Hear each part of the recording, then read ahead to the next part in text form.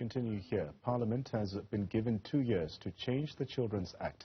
This comes after the Constitutional Court declared Section 40 of the Act unconstitutional and invalid.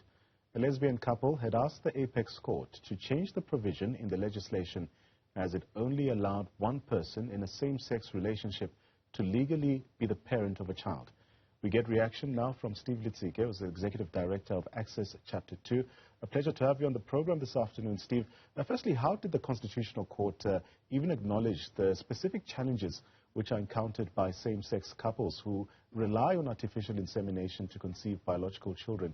Of course, this came in a unanimous judgment which upheld the 2022 ruling of the Pretoria High Court. How do you think these challenges contribute to the court's decision?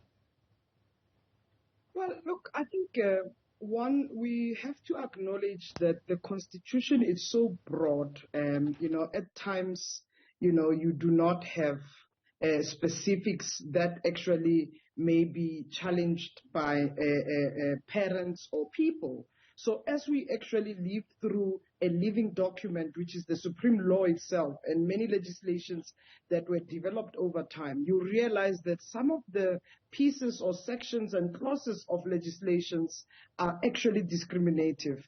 Now, it was the responsibility of, the courts and the judiciary system to really unpack what, in this case of a Children's Act, needed to actually speak to whether is it the section that was alluded to, is it discriminatory to same-sex parents, particularly those who are unmarried.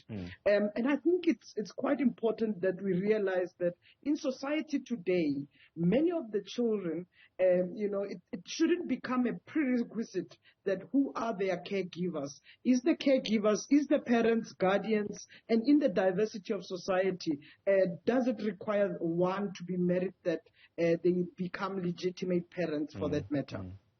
Now, regarding the recognition of unmarried same-sex couples, there's been a lot of questions that have been arising as the biological parents of a child conceived through, for instance, artificial insemination. What measures or guidelines will be implemented to indeed ensure the practical implementation of this recognition? And in your opinion, are there any specific criteria or requirements that will be established here? Look, I think the most important thing, we should realize that in artificial insemination, IVF, these are sexual reproductive rights that any person, not only just for lesbian and gay couples or LGBTI couples, even for heterosexuals for that matter. So any person who actually yearn to really fall pregnant or really procreate for that matter, they can explore IVF and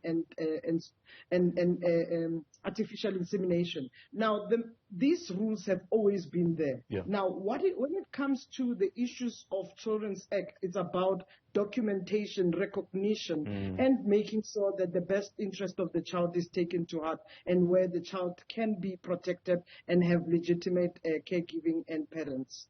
I want to go back to your initial point. I mean, considering the recent Constitutional Court judgment and its affirmation of same-sex parental rights, what potential impact can be foreseen in terms of the rights of same-sex couples to indeed have and raise these children?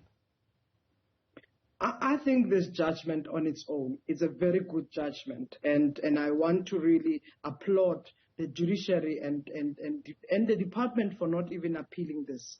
Now, without this law being repealed and being reviewed rather than repealed, reviewed for that matter, it means that we exclude the parents because those parents have expressed intention. And you should understand that any legitimate parenting and the recognition of a child, where you take the best interest, you need to be expressing interest. And that's some of the principle that speaks to that. So without this kind of laws that actually recognize that, the impact is not only just on the parents, but it's also on the child. The self-esteem, the recognition, the documentation, and also the legitimacy of being able to travel. You can understand an example of traveling, which is also the case for this couple.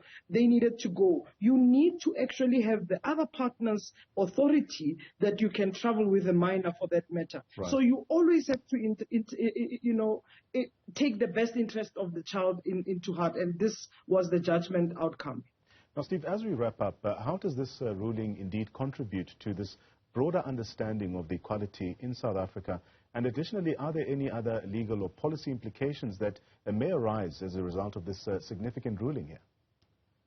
No, indeed. I mean, there are. Currently, we're having a case, within Access Chapter 2, which we are reviewing with, of course, with the courts, but also engaging with legal experts around the issue of the names that must appear on the documentation itself. So looking at this, but also looking at who actually then would, in the case when the child is born, the parental leave and so forth, which also needs to be looked into. If you look at the leave that is given to the second parent, particularly a male for that matter, they are given 10 days. But when you have same-sex, particularly parents who give birth through surrogacy and so forth, the second partner is then not considered. So we are looking at some of the other legal or legislations that may have implications for that matter.